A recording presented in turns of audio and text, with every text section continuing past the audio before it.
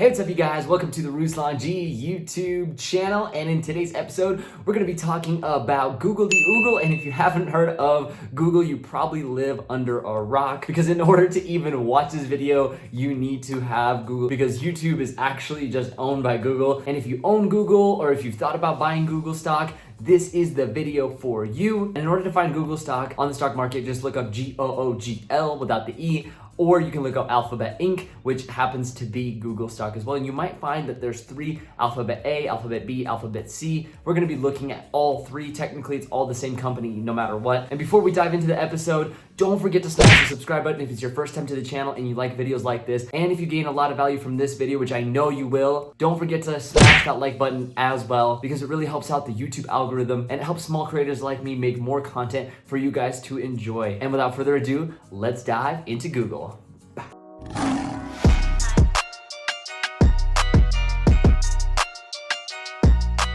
All right, so before I dive into the Google stock analysis, which is likely why you're here, I did want to mention that this analysis took a long time to put together, and I would really appreciate a like or a share on social media. Feel free to leave a comment on a stock that you'd like me to analyze. And right away, you might be wondering why I'm showing you a random picture of some weird looking garage.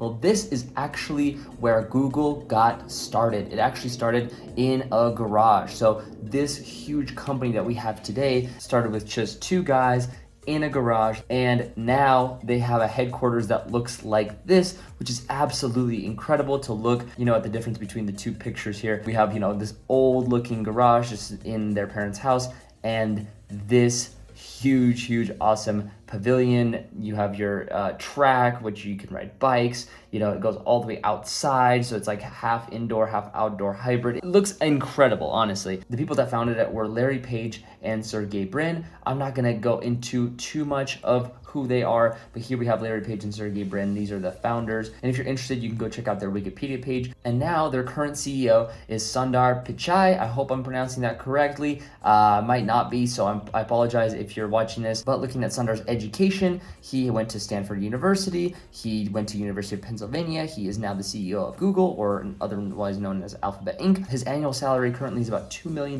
per year, and I'm assuming that they're including the stock that he gets as well. And you guys can go ahead and dive into his career, his personal life, all that fun stuff if you'd like. But the main thing to take away from this is he's very experienced, and he knows a thing or two about technology, and he's worked on many projects at Google, from Google Chrome, Chrome OS, Google Drive, Gmail, Google Maps, all this stuff he has worked on. And if you look here, Pichai has also been in the Time Magazine's 100 Most Influential People of 2020, which is really cool to see someone with so much influence running one of the biggest companies in the world. And infamously, if you've been to the channel before, I like to look at their website, but because it's Google, I'm gonna go to a page that you probably haven't seen before, which is their About page, and pretty much just state out their mission, which is: our mission is to organize the world's information and make it universally accessible and useful, which is a very powerful mission statement. And you guys can look through all this as well if you guys want to. The products and our commitments, the stories, all this is kind of cool. And most people, I would assume, haven't even been to this page, in all honesty, but we can go ahead and take a look at one of the things that I do want to look at, and I think you guys might be interested in looking at as well, which is all their products. And again, these aren't all the companies that they own, these are just the products that they have available. So you can look through this list. I'm not going to go one by one, but I'm just going to slowly scroll through this so you guys can get an idea of how big Google really is. And they also have a section for business and for developers. Again, I'm not going to get too deep into this just to save you guys time, but again, this shows you the reality of how big Google truly is. And if you made it to this part of the video, don't forget to smash the like button if you haven't already till it turns blue. And again, if you're getting value from this content, smash that subscribe button, because you will get more and more value every single day that you're subscribed and you follow along with this channel. Now let's move on to the next part of the video. So now I wanted to discuss with you guys the stock, right? And I'm not gonna look at the day, the 5 day, the month, the 6 month. I wanna look at the max, because that gives us a really clear picture of how it's doing in the long term, right? So here we have Google from all the way back here, 2004. Obviously, Alphabet stock has done really well for itself over the last 15 years.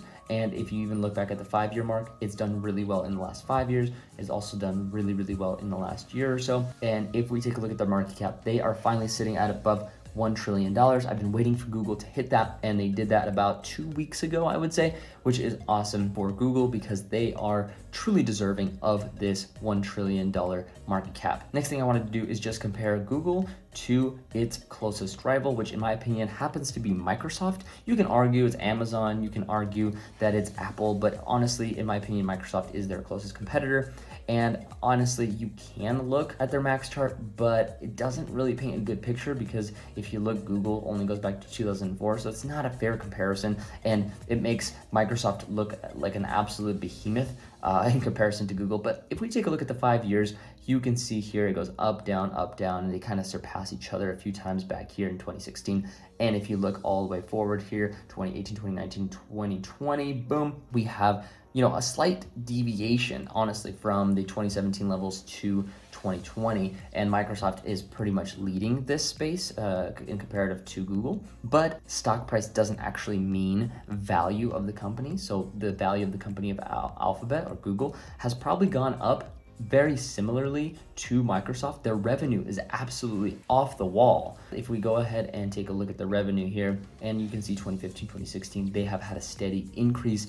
And the beautiful thing is they also have little to no debt. And so here you have the competitive comparison data. This shows you like a cash to debt ratio, which is 5.02. The only company that rivals them is Facebook, as you can see, 5.24. But again, in dollar amount, Google is doing absolutely stunningly on holding on to their cash and having that as a reserve in case, you know, something like a pandemic happens, or maybe their revenue gets hit from something that, you know, they just couldn't predict. And they are known to have one of the best balance sheets out of almost every single company, next in line, like I said, with Facebook. And you can go down the list. You probably have heard of these companies: Spotify, Twilio, Snapchat. All these companies have really, really good balance sheets, cash to debt. They have more cash available to them than they know what to do with, which is not typically a bad thing to have. And here, I just wanted to pull up a quick list of some of their strengths and their weaknesses. So here we have some of their strengths. They are most innovative search engine. Of course, they're the #1 and actually #2 biggest search engines in the world. So Google being the first and YouTube being the second. A large range of online products and services. Obviously, you guys saw that they have an absolute amazing and huge lineup of services. We have cloud computing here as well, which in 2018, Google generated around 1.3 billion from cloud-based services and experienced a growth of around 60%, which is absolutely bonkers. We have digital advertising, which they're pretty much digital advertising king to this day. Even though Facebook, Instagram does take up a lot of that revenue, they are still the main player for all digital marketing needs and revenue growth. As you pretty much saw in the previous example, here we have the financial performance. You can see the revenue growth year over year has been going up and up and up and up. And then we have Android OS, which they own, brand recognition. And like I said, this one didn't even need an introduction. We have fast growing non-advertising revenue. This can also be seen from a lot of their other companies besides Google and YouTube. And if we dig a little bit deeper here, in 2019, the revenue of Google from non-advertising sources reached 25.93 billion. Let's just round up to 26 billion, which includes Google's revenue from cloud and other sources. In 2018, the non-advertising revenue of Google was only 19.9, again, 20 billion. So it's pretty much increased a lot in just 1 year's time.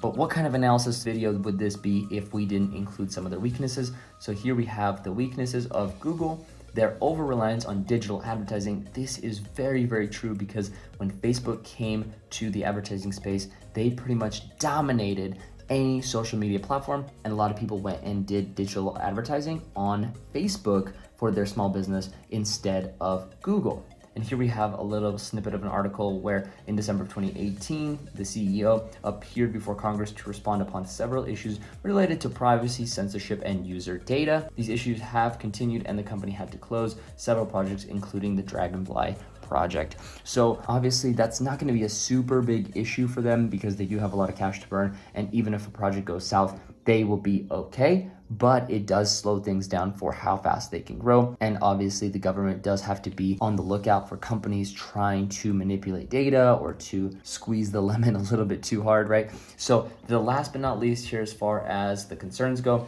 employee issues. And this one was new to me, but even though Google started its foundation focused upon employee satisfaction and motivation, the CEO recently publicly accepted that the company was dealing with employee discontent. There have apparently been employee protests inside Google towards the end of 2018, and I'm sure there's stuff going on now. You just don't see it because they are a media company, so they can hide it really, really well. So to wrap this all up and put a bow on it for you guys, Google is obviously an absolute money-making behemoth and has a massive opportunity in lots of different tech industries that many people are not even paying attention to.